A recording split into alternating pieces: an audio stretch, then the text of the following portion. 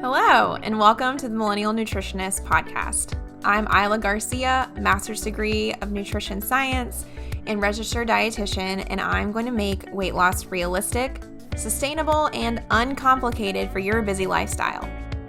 On this podcast, me and my team of registered dietitians will decipher the latest nutrition research, dissect fad diets, and discuss social media trends for you so you can feel confident knowing what to eat to achieve your health goals.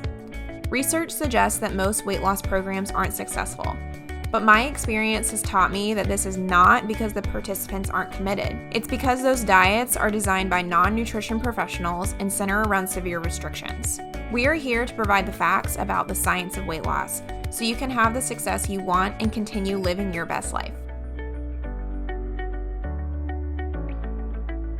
Welcome back to the Millennial Nutritionist Podcast. It's Isla, your host, CEO, and founder of the Millennial Nutritionist Company. Today, I wanted to tackle a topic that is an integral part of our program for weight loss and just overall health, regardless if you're trying to lose weight.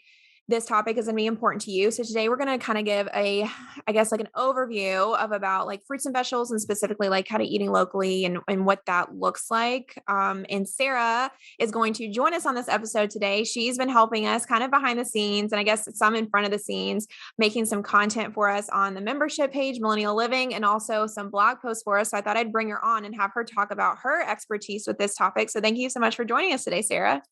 Thanks for having me. I'm super excited. Yeah. So a little bit about how I know Sarah. Sarah, again, went to Meredith College with me, Lacey, Catherine. And so Sarah and I know each other really well for a long time, did a lot of our classes together. I guess even went to grad school together, right? And then you were an intern where I first had my first job. I forgot about that. Yeah, you taught me in the hospital. And so Sarah kind of asked if she, I needed any help with anything and wanted to make some content. And we're always looking for people to help with content. And I know that she's super well versed in these things after being in so many classes with her and watching her do food demos and stuff. So that's how I kind of linked up with her and brought her on. But let's get into you. Can you tell us about yourself a little bit so that we can know why you're qualified to talk about all these things? So maybe starting about like where you went to school, where you went from there, and then like your professional experience. So my name is Sarah Hester. Like you said, I'm from North Carolina. I'm still based in North Carolina. I went to undergrad and graduate at Meredith, like you said, both degrees in nutrition. And then that 1-year program after that internship in nutrition to sit for the exam to be a registered dietitian. So that's like my credentials, but a little bit about me. I've been working since I was 16. Kind of like you, I was a waitress. That was my first job. And I got to see the food system there. And that kind of was a clicking moment about nutrition and the importance it plays. So I've always kind of worked in food, but a lot of different random things in food. Like during college, I worked for some of our nutrition professors and helping grade exams, create assignments. We also had a campus garden that I worked in a lot. I worked at a few food companies and I did food demos. So I was like the Costco lady with the samples, trying to sell food products. I worked at some farmers markets and sold there and also helped manage some. I worked for the state in auditing some government nutrition programs for kids. After I graduated undergrad, I didn't know I was going to grad school. So I moved to Charleston and I worked for a food bank for a summer with AmeriCorps. I have kind of all volunteered all over the place. You probably have talked about it before, but that dietetic internship, just to even be accepted to one, you have to be very well-rounded in nutrition and you have to have, I don't know what it was a certain crazy amount of hours of volunteering and experience so that they know you're ready to work with patients. So I've done all of that. And what kind of led me into produce and working with produce, we'll talk about it more, is I had an internship working with a produce company, trying to get more local farmers into that produce company and bring more local produce into the mainstream food system, which is an issue and that we need more of. And so that started like my journey that I really liked working in the food system. So yeah, right now I work for a wholesale produce company and we also have a side of a nonprofit that I get to do lots of fun stuff with fresh produce. So I do demos, I do all different type of work. Cool. Right. Okay. So you are a registered dietitian, but you didn't really choose the route of like seeing clients one-on-one in like any setting whatsoever. Is that right? Yeah, I didn't feel like clinical, like in hospitals, was the place for me. I really like, well, it's a great place to see like the end and what can go wrong with nutrition and how preventative nutrition can be. And I feel like we all kind of feel that way, being dietitians and like who you're working with. But that just was not the space for me, and like working one on one. And I really like seeing and making big change in the food system. So, yeah, on that level. Cool. Awesome. And then one more question from that. How do you feel like being a registered dietitian is like helps you with those jobs, even though they don't, do you have to be a registered dietitian to take those jobs? I'm guessing not. And if they don't, then why is being a registered dietitian like really helpful for you there? I work in wholesale produce. So I'm doing things that are kind of menial that you don't have to be a dietitian, like ordering cases of produce. A lot of dietitians actually do that when they help manage whole kitchens. They'll order all the produce, they'll order all of the inventory, and they'll do all of those tasks. But you don't necessarily have to be. But then I actually do a lot of food demo work with our nonprofit and nutrition education. So I'll go into a childcare center, or I'll go into a school, or, a senior center, and I'll do some type of nutrition education lesson.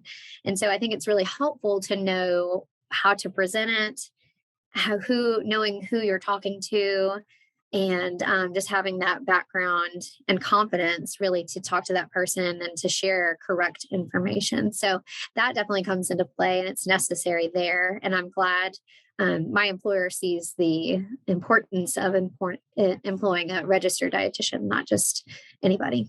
Yeah, and yeah, as do I. I think, registered dietitians, as one myself, I greatly value everybody's experience. So I just really want to thoroughly explain that concept to everyone. Let's dive into why you wanted to work for us as the company. Why did you even reach out and like want to do that? I'm working in a way different space, and I just want to sharpen my skills and keep them up to date, and researching and writing other things. And I've been following you, and I know you. And so I know your program, and it's weight loss is a tricky thing. And I think you do it really well, and you're approachable and sustainable. And so I love supporting you and the program, and I relate to it. I'm a millennial myself. I work full time. I'm a wife. I'm a new mom. I have a 13-month-old. And so I really relate, and I want to help your clients even more so. I think it's really important to start good habits now with us and our families, so that you can prevent some things down the road. Great. Yeah. I feel like you're like the least mommy mom that I've ever like really talked to because I never hear you. Normally, when you meet a mom, like in the first 5 minutes, but a lot of times I Oh, forget. I don't know if that's a good or a bad thing, Oh, but I think it's a good thing because I feel like you can talk about so many things and it gives you, I think, too, even for like our team, you're the only mom on our team. I know Lacey just announced oh, she was pregnant and she just came on and talked about it. oh, Um, cool. Yeah, I'm yeah. so excited for her. He's 13 months. He's a pretty good eater right now, and that's been fun to like watch him. And that is a whole different ball game in itself, trying to figure out how to feed myself and my family and him. And we could do a whole episode on that. Yeah, no, we definitely should. And then why should people like listen to you and like take what you say as I guess like fact? Basically, like why does all of this experience help you when creating content for the millennial nutritionist audience and clients? I would like to think that I'm relatable and I'm in some of the same situations that some of your clients are. I know you have some moms that stay home but are still juggling many kids. You have some moms that are working full time, coming home and cooking, or so I'd like to think I'm relatable in that for sure. And also I feel like I'm pretty intentional in all the content that I'm creating and making sure that someone can relate to it, and it's not overwhelming and it's not asking too much. So the article about going to farmers markets, I'm not assuming that everybody has a farmers market around and all the things, or that you even have time to do that. But hey, here's the information. Here's why it's beneficial. I'll leave it for you to decide if you want to go. But here's the Yeah. benefits. I think you've always done really well with it. And that's why I really didn't really have to even think too much about bringing you on the team, because you have a really great way of making things very realistic for people, but even really good tasty recipes and giving information in a really digestible way. So I agree. I think that's really what helps you to be unique in how you kind of provide content for all of our audience. Do you love our realistic approach on nutrition but want to dive a little bit deeper? Let me tell you about the Millennial Living Membership Program. This was designed to help you stay motivated and inspired no matter what health journey you're on. We develop monthly nutrition and fitness challenges with prizes you can win if you stick with it to help motivate you through every month. To inspire you, we upload weekly recipes with downloadable food lists, monthly food demos, and we can even have a registered dietitian answer your questions on nutrition and weight loss. Our members form a community with other like-minded people to help support each other on their health journey. If you are seeking a way to stay motivated throughout your health journey with our method in mind, try signing up for the Millennial Living Membership Program for the first 2 weeks free by signing up on our website at themillennialnutritionist.com. But moving on to our article this week. So I've been in this groove of adding this different little segment in for us, just because I never know what people are looking at on the internet. Since we're an online business, might as well tackle all of these issues head on, just in case.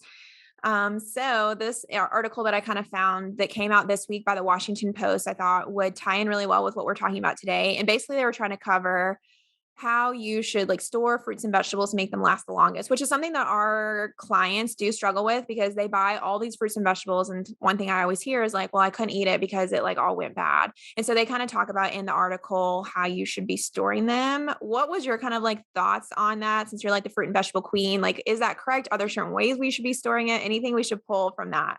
It's funny because I work in wholesale fresh produce. So that means ordering almost by the case. So a case of zucchini, which sometimes can have 50 zucchini in it, and buying 50 of those cases at one time. So that's a totally different level than the home kitchen. So I see it on the warehouse side and I see it on the kitchen side.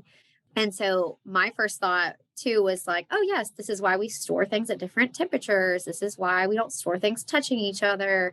So I'm happy to give some insight there, and the breakdown of, or the production of ethylene and fruits and vegetables, and how to store different things on that large scale. But really what I took from this is, in the kitchen, if we have a plan for all the produce we buy, or if we buy something and we don't have a plan for it, that's when we see the spoilage.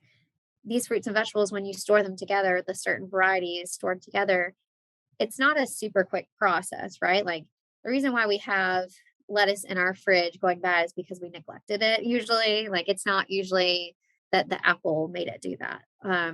So I think that kind of goes back to meal planning generally, and being realistic in what we're buying. And then kind of being creative on the other end with how to use it when it's near the end of its life. Great. So I feel like I hear you saying yeah, there's a lot of science to it. And of course you can make it as complicated as possible when it comes down to the most practical way to make sure you eat your fruits and vegetables without them going bad is just to make a plan for it, so they don't just sit too long in there. Is that what you're saying? Yeah, exactly. I mean, there are some things that the home chef in the kitchen that I even implement, we've all seen that bananas go bad quickly, or they brown quickly, which is not always a bad thing. You can make it in banana bread, or you can freeze it and make a smoothie into those brown bananas. But, or the avocado that we have sitting out, maybe it's rock hard and we're trying to eat it the next day. You could do some tricks and combining, let's say, a ethylene producer. That's what this article is talking about. It's the gas that some of the fruits and vegetables emit just naturally. It's a gas that helps in the ripening process. So I've even stored my bananas and my avocado that I want to harden up or soften up together, or maybe putting them in a brown bag together, so all that gas gets trapped. And so you can ripen the avocado a little bit faster. But I meing, those are pretty small. Yeah. Yeah, I think, and you and Lacey are really great at that. I think that everybody should give you a following, and we should definitely plug your Instagram handle at the end, because I even know, because you do like the salsa ice cubes, right? Or you do like frozen tomato puree or something and you put it in. I always think that's like such a good idea. I try not to waste food. I'm a real big stickler, so I get a little creative at the end. So I had a barbecue or a cookout at my house, and someone brought a huge container of salsa. And I love that salsa. It's my favorite. It's fresh, so it kind of goes bad within like a week or two. And I said, there's no way I'm going to eat all this. I don't want to eat all of it. So I just put it in like little ice cube trays and I froze it. And I did eat it the other day. I was thinking I would just pop it like into the slow cooker with some chicken or like put it on top of rice. I probably wouldn't eat it with chips, like the fresh salsa. Once it's been frozen, I would cook it or incorporate it with something else, but it worked. So having to get creative near the end. Yeah, I think that just ties back into, like you said, planning, being aware of like how much like produce you have on hand and figuring out like what ways you can store it besides just throwing it out, instead of having to get like too technical, like the article is saying. But let's dive into kind of the meat of what we wanted to talk about today. So we're kind of basing this off of a blog post that Sarah wrote for us. So definitely go check that out. It's our kind of, I think, one of our recent ones. By the time this comes out, I'm not sure if we'll have some behind that at that point. But today we're going to really dive into like why you should be caring about like agriculture in general. Sarah's going to kind of break down some of the terminology behind it. So let's just go ahead and kick it off here. And why should we even care about like agriculture, fresh produce in general? Like, does it relate to weight loss? Does it like relate to overall health? Does it relate to what things does it relate to that we need to care about? I agree. I think we should care completely about agriculture and we should be intentional about thinking about agriculture and the farmers and the workers and the processors and everybody and the distributors, the grocery store managers, everybody that had a hand in getting food to our plate. Think about that 3 times a day, three plus, 3 meals and 2 snacks, like thinking about that 5 times a day. It's easy to not think about it. Like we're very far removed from our food. Some of us don't even live in a place where we see agriculture. I pass farms every day. I think you have some cows outside of your apartment, which I thought that was funny. Yeah. Like how Texas. Yeah. Um, so you like at least like are reminded like, oh, cows, food. Okay. Like we're not just eating and thinking about the food itself, thinking about where it came from. So I think we're pretty far removed from it. And we take it for granted and just farmers and everybody involved in our food system, they give us the opportunity to have so many different choices, right? Like we get to choose if we want low fat milk or skim milk. We get to choose if we want blueberries or blackberries. We get to choose anything, right? Or what kind of label we want on things. We have so many different decisions. And we can even afford to make a last minute decision and decide to go to the store on a whim, and we know that that product's going to be there. Like we have trust that our food system is going to deliver, and it takes a lot for that to happen. So I think we should care about agriculture and fresh produce, and just be intentional about thinking about it and maybe making an effort to try and buy more from those producers directly, try to give them more of a return on their product. Yeah, just giving them support and hearing them out, our producers. What would you say the impact of caring about it is? Like, what does that result look like if we cared more about it? I say I've worked at farmers markets, I've sold at farmers markets. When you go to a farmers market, whether it be like open or closed, but those people that are standing there behind the stalls selling the food, usually they're the actual farmer themselves, or they're like the farmer's kids or someone directly involved on the farm. If you just get into a conversation with them, they have such a different perspective on what it took to grow that food, and they can give you great insight in what it took to grow it. So if you're involved in that conversation, you both can understand food and you can learn some, and you can have a different, greater appreciation really for what it took to get food there. Those people usually think about food in a different way, like not just calories, right? So you definitely are in the mindset of like, oh, this provides this many calories. But let's say you got in a conversation with someone and they can tell you exactly what it took to grow that tomato, or what they did or did not do to that tomato, or when it was picked. They can tell you most everything about that crop that you're about to eat. So you have a greater appreciation for it, and you're more likely to enjoy it or give it a chance to even try it, I think. Yeah, I feel like that kind of ties in with being a little bit more mindful when you eat. And we talk about this sometimes about how there are many different ways to celebrate food. Sometimes I find that Americans, we celebrate food in like a little bit of a gluttonous way. I don't know, maybe it's just like the way that marketing comes about. Like, oh, let's go to like Dunkin' Donuts and eat like, alone, eat like a iced latte and a donut in your car. And sometimes we think that's the only way to celebrate food. And why should we take that away? And it doesn't mean we don't need to celebrate food, but I think what I kind of hear you saying is there's still a way to celebrate food in this like healthier, mindful way. And even that could be like asking the farmer like about it, or where did this food come from, or how can I utilize this food, or even what is this fruit or vegetable, and learn about new ways to eat them. Is that, you feel like that, is that fair to say? Yeah, all of those things. I think if you do go to a farmer's market, a lot of them, when I worked, I definitely tried to have recipes. The market had a tent to itself. And so all the managers, we just got recipes together. We had activities. We had ideas of how to use the produce. We provided bags, like all to incentivize someone to buy more, to support more farmers, to actually use the produce.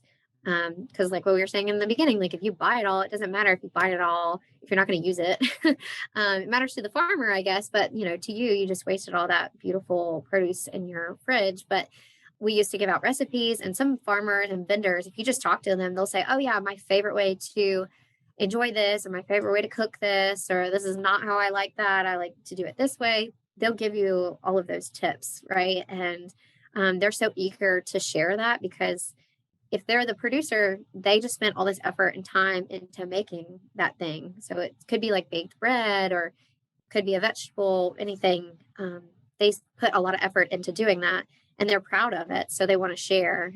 So I would encourage you to get into a conversation with one of those vendors, and see their insight.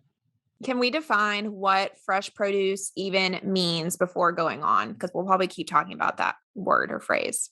Yeah, so fresh produce, I know you lump it into just produce, but that's fruits and vegetables. And then on the wholesale side, it's funny, we consider like flowers sometimes, and microgreens. Those are the first two that are not like a straight fruit or vegetable that I thought about, that we distribute as fresh produce. So anything that you can think would be on a plate, like at a restaurant, like as garnish, things like that.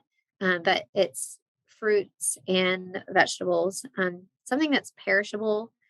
Um, So not like freeze dried strawberries or like, I don't know, applesauce like that. You're saying that's not the same as what we're going to be talking, like referring to. so if we're talking about farmers markets, well, I have to have a disclaimer that, I don't discriminate between all of the forms of produce. I work for a fresh produce company. I love working with fresh produce and exposing people to it. But I think frozen or flash frozen, canned, and let's say freeze dried, like you were saying, are all different ways to get in produce. So I know sometimes you'll just say produce. So, like an apple, sometimes applesauce can be subbed for it if that's what you're looking for, if that's okay with you. But sometimes there is a place for the fresh item, right? They have different applications. If you're looking for some crunch, then maybe the fresh one will do over the applesauce.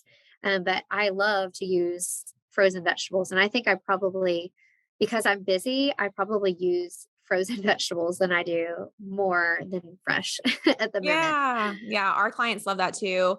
Not having a lot of time, we're always talking about any ways they can get something in. So yeah, we're a big fan over here, pureed or smoothies or frozen or all of those things. So definitely okay with that. What are some of the health benefits of going to a farmer's market? It's a farmer's market. You're going to have, hopefully, it won't just be like crafts, and hopefully, it'll be a farmer's market like with food. And you'll actually have something to choose from that's fresh. So, first and foremost, it's probably really fresh. It probably came from that farm and was harvested that morning or the day before, or it's not been out of the ground very often or very long. Right now, seeing the backside of our food system and seeing like on the distributor level, most of the food that we see in our grocery stores has been sitting there for quite a long time. Food actually kind of stays up for a while. So you think about it, it's probably been there for a week or two, or maybe three if it's a really hearty fruit or vegetable. And then you take it home and you sit it in your fridge for a week or two.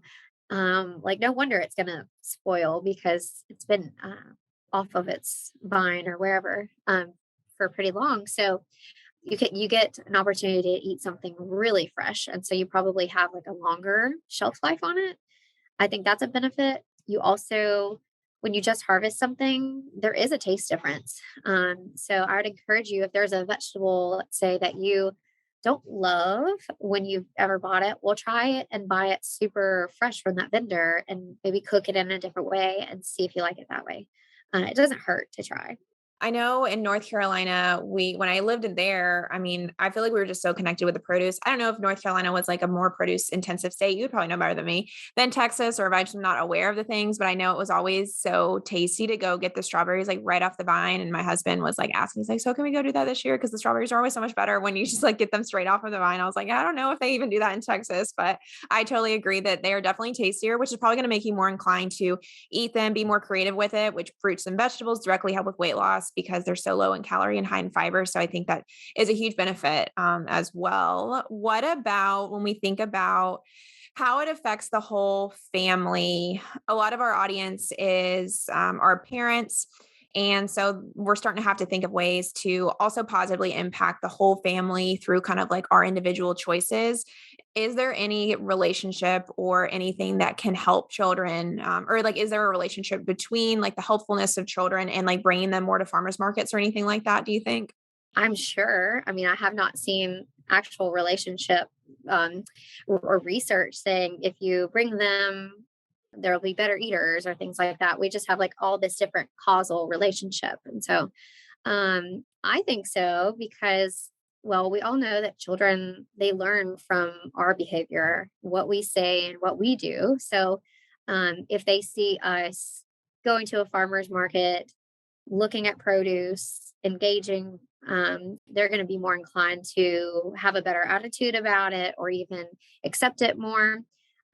We do know that children, if they accept foods kind of at their own pace, and it sometimes can take children up to like 20 exposures for them to accept a new item. So, like my child right now, he likes green peas, but in a week he may not like green peas. So maybe like fresh. So maybe I'll have to work at like pureeing them. Well, if he doesn't like it, then I'm just going to keep trying to expose him in different ways to green peas. Or if he never has liked broccoli, well, I'm going to try and expose him to broccoli. And it may take up to 20 different times.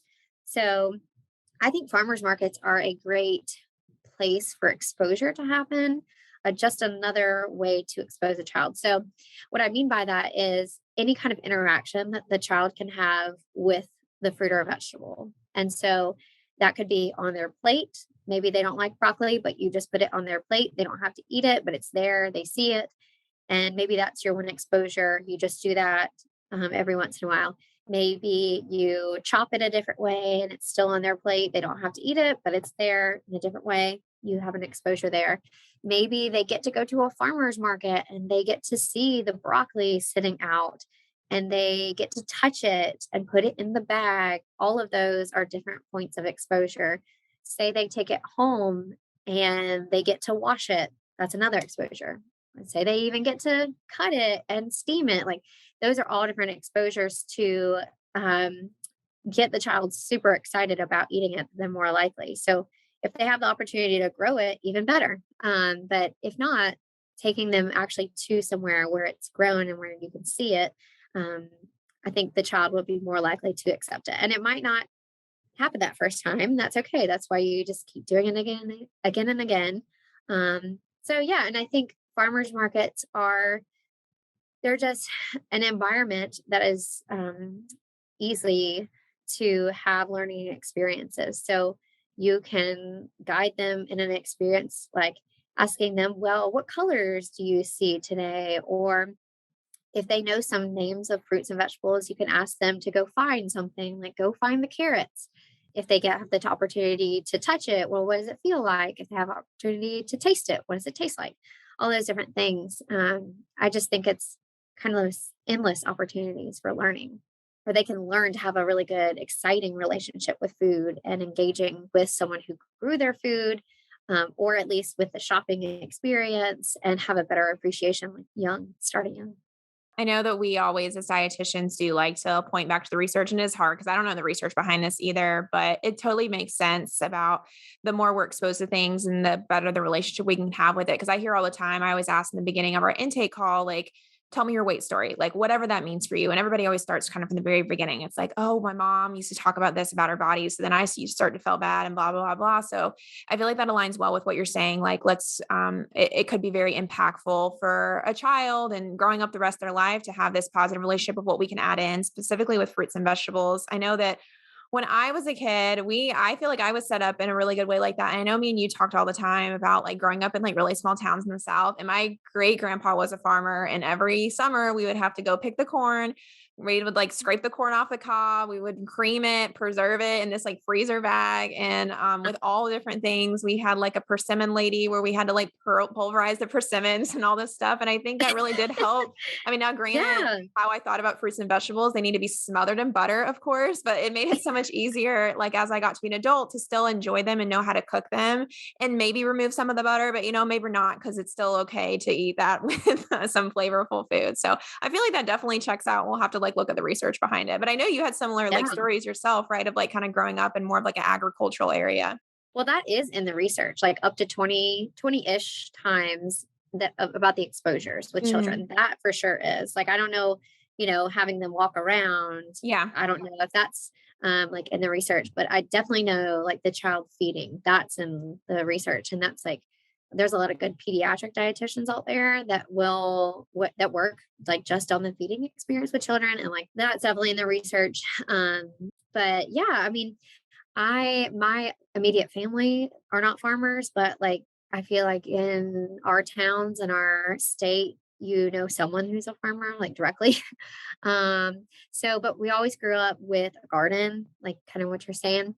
And I think that was like my first connection with nutrition. Like my first connection was not bad, thank goodness. It wasn't that my mom like had a bad relationship, or like you were just saying, the some of your clients say like it was a good one and it was kind of causal, like, oh, we put all this effort into growing something and then we get to enjoy it like once or twice. We only have a small garden, so we get to enjoy this fresh cabbage like for 2-3 nights. Like, this is awesome. And then just realizing like how beautiful and how succinct nature is, and it provides everything that we need, like understanding and seeing the relationship beside like nutrients in our body, and that plants and animals contain that. Like, that's just amazing relationship together. So that kind of blew my mind, and it's still blowing my mind. And that's what keeps me going in talking about farming and agriculture and nutrition. I just think they're so related. Like, you can't just talk about one, I think. Yeah, yeah, no, I totally agree. What are some ways, like these are all great things to talk about, I feel like, for an ideal world, but a lot of people, our audience, are really busy, and you're really busy, I'm really busy. I mean, who isn't really busy, honestly? But how can we kind of like bring these into play with people who are like really busy? How can they maybe get like more involved in their local agricultural scene or farmers markets? One thing I've learned on the distributor level is that you're the customer of the grocery store and they're going to listen to you. So if you request for a grocery store to highlight more local produce or local meat or seafood or dairy or anything, they're going to listen to you. And so I think that's a great way customers can make a good systems change, like just keep requesting it. Or, if it's a higher in place that can afford to do that and wants to do that, well, then like keep asking. And so that makes a great change for the farmer and opens up more opportunities. But somewhere around you, you can find some kind of local agriculture. So if that means going to a U pick with your family, like the strawberries we are just talking about on a Saturday, then that's one easy way to get involved with the whole family. If you Google, I would bet like local agriculture near me or local farm pickup or delivery near me, a lot of farmers are delivering now and having to do that. Like it used to be that you would have to go pick it up at the farm. But I think a lot of farmers are having to deliver now to meet the need because we are so busy. There is a thing, it's called a CSA, Community Supported Agriculture, CSA. It's a program where the community will support the farmer ahead of the season. So you would pay X amount of dollars, whatever the farmer is asking for, let's say $500, you would pay them up front of the growing season. So you would take some of the risk out of the farmer growing. So farmers, they're always taking a risk because there's a lot of things they can't control. They can't control if their seeds, germinate. They can't control if there was a hurricane or no rain. There's a lot they can't control and it's a lot of risk. So you're telling the farmer, hey, I support you. Here's my $500. Here you can have money for your seed, all your inputs at the beginning of the season. And throughout the season, you're guaranteed to give me some of that farmer share. So I put in my money up front and then I get maybe once a week or once a month or whatever the farmer promised a box of products from their farm. So, and then you kind of have to be okay with whatever comes off the farm. So if they planted 10 crops and only 8 of them did well, and so you're going to get those 8. You just kind of have to be okay with whatever the farmer gives you. Or if all they had that week was sweet potatoes and tomatoes, like you'll have to be okay with that. So there's some flexibility. I have noticed that a lot of local farmers are doing like customized ordering because customers aren't really okay with you just like giving them whatever. They want to pick and choose their own food, which, we can understand. So a lot of farms are actually pretty modern now and that you can do that. So just use Google. Yeah, I think that because a lot of our clients live in large cities too, and I think that can make you even more removed. But I'm always amazed that sometimes the bigger cities, I know like San Francisco and New York and Brooklyn and stuff, they have like really great farmers markets. So that could be great. But a lot of our clients use things like Imperfect Foods where they can just get all the stuff delivered every week, especially if somebody struggles with eating produce because they just forget to even add it to their grocery list. A lot of times that's my recommendation is to look for their local CSA because like if they forget to order, it's not a problem because I've already set everything up. So I think that's a great way to kind of add it in. Let's move on to kind of talking about labeling. So this is something that has, I guess, been a hot topic for a while, ever since I guess these labels really came about. I feel like it's another way to kind of like market fruits and vegetables. So let's just let you break it down for us. Like, what do the different labels mean? Like, should we care about certain ones? What is your take? So you listed out, we're looking at our notes and you listed out like the organic label, non-GMO label, and actually like regenerative label, which that one's super cool. I want to talk about that one. But I feel like we can start with organic because most people do know that. And there's like, so by definition, it's just a certificate from the US Department of Agriculture that a farmer can have to put on their crop.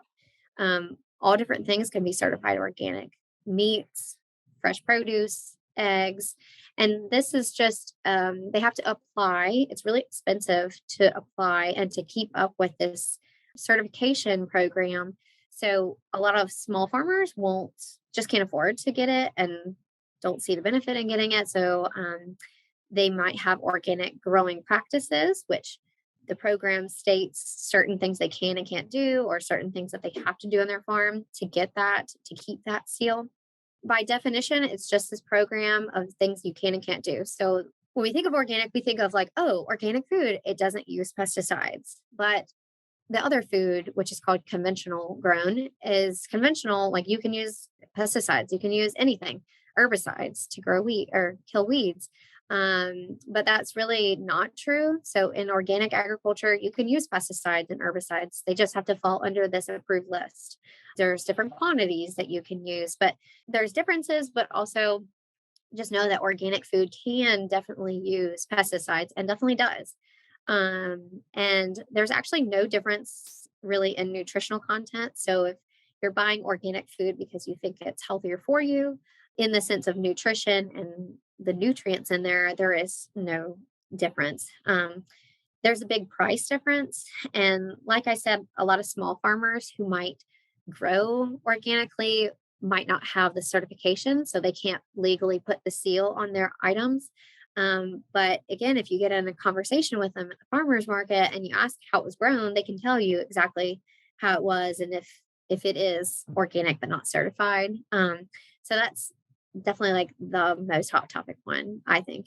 Yeah, no, I agree. I had actually a friend growing up that I ran cross country with, and her dad was a farmer. And because I've been interested in like food forever as well, I like asked to tour his farm because I was always like a nutrition geek even in high school. So I toured, yeah, I toured his farm. He just Still, took me on the tour because he used to give us eggs. He would like show up to our cross country meets and he's like, does anybody want any eggs? I have too many. awesome. So So yeah, cool. we toured him and he, like you said, he wasn't certified organic, but he's like, I do everything that organic is. I just can't afford the certification, but like, this is even a little bit better than organic. It was like a small family farm and that was his whole job. So yeah, I think that kind of goes back to even just like having more conversations with farmers and understanding really like what their take is on it, since that's what they're doing. And then I'm glad that you highlighted like from the nutrition aspect that there really isn't a difference, at least scientifically. Even at Meredith, where we went to undergrad, they were doing research too to like look at the nutrients in organic produce versus not like literally in a petri dish, and they never really found anything either. So we never really have clients that ask about it, but I think it's still good if anybody's like worried, like underlying, like, oh, should you be paying more?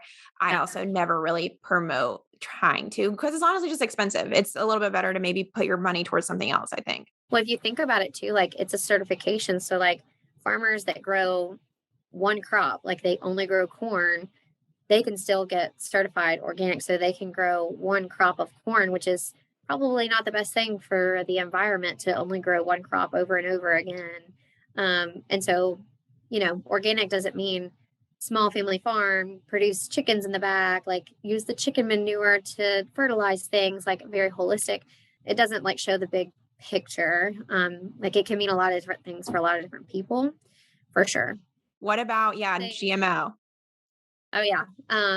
Well, one thing about the organic too is like if you're paying more for it just because you think it is healthier, well, that's fine. You can do whatever you want to, but just know that there probably isn't a huge nutrition difference. And one thing, because I work with a clientele that can't always afford fresh produce or any kind of produce, if they are scared into thinking that organic is better for them and they choose not to even eat a vegetable because they can't afford the organic, like that's just kind of a shame and like something that we need to be more aware of, that we don't have to talk about organic, that it's just like the best and the end all be all, because I would rather someone eat a fruit or vegetable that's not organic than not eat it at all, right? So Yes, kind of definitely. staying away from like the dirty dozen, if you've ever heard of that, or just like kind of shaming food that's not organic.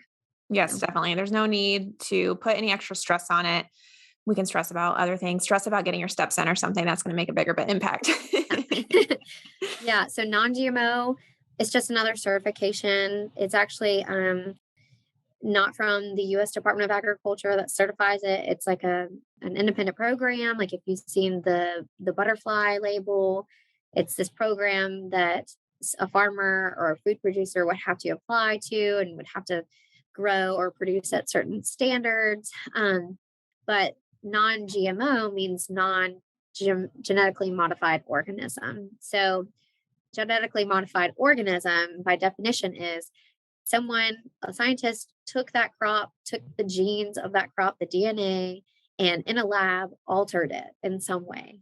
And that's not a scary thing. Like that's actually the purpose of GMOs and how they're used a lot is for good things like the traits. So you took this corn, you see that, it's beautiful corn, but it could be a little sweeter. Like maybe they tweaked something to make the corn a little sweeter, or maybe they tweaked it to have be less resist or more resistant to bugs, so they don't have to spray as much.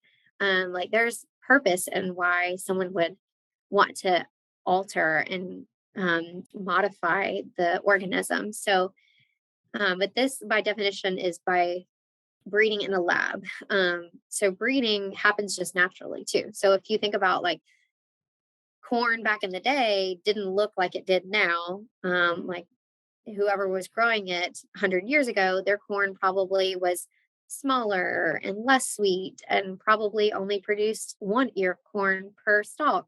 And now over time, we've just kind of found that breeding seeds for the best variety of them over time and over generation every season, you can come up with a breed and a variety of seed that is naturally modified, genetically modified. So that's not in a lab. But the GMO label is just saying like, hey, this product, it came from a crop that in a lab they didn't alter. And there's only like 10 or 11 crops in the US that are genetically modified. So I can talk to those, and I just think it's funny, like, sometimes you'll see, like, non-GMO salt or, like, non-GMO water or non-GMO, blueberries when blueberries aren't even approved to be grown in the US and genetically modified, you know? So it's a lot of marketing for sure. Yeah, I think that's where our audience gets confused and stressed out about it is like the marketing from especially like it cracks me up too when somebody's trying to sell like a detox powder and they're like organic, non-GMO. I'm like, yeah, but that's been so altered beyond the point where like it Yeah, used to like, even be. it doesn't matter what it is, it's Yeah. not good for you.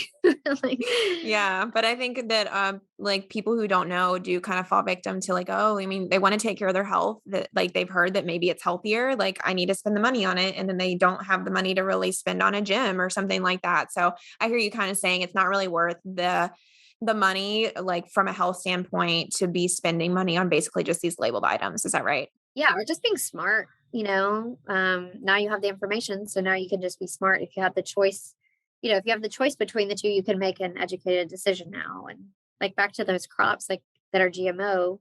I mean, but it's I'm reading it: soybeans, corn, canola, like canola oil, cotton, alfalfa, sugar beets, summer squash, papaya, apples, and potatoes. And that doesn't mean like every potato that you buy in the store is genetically modified, but there's only so many things. So if you have, I don't even see wheat on there. So like your pasta, it's non-GMO and it's made from wheat. Well, of course it's not GMO because it's not even approved to be. But those items are modified for a reason, and they're in our food system for a reason, kind of. Mhm. So yeah, What about regenerative? I don't even know what that is, to be honest.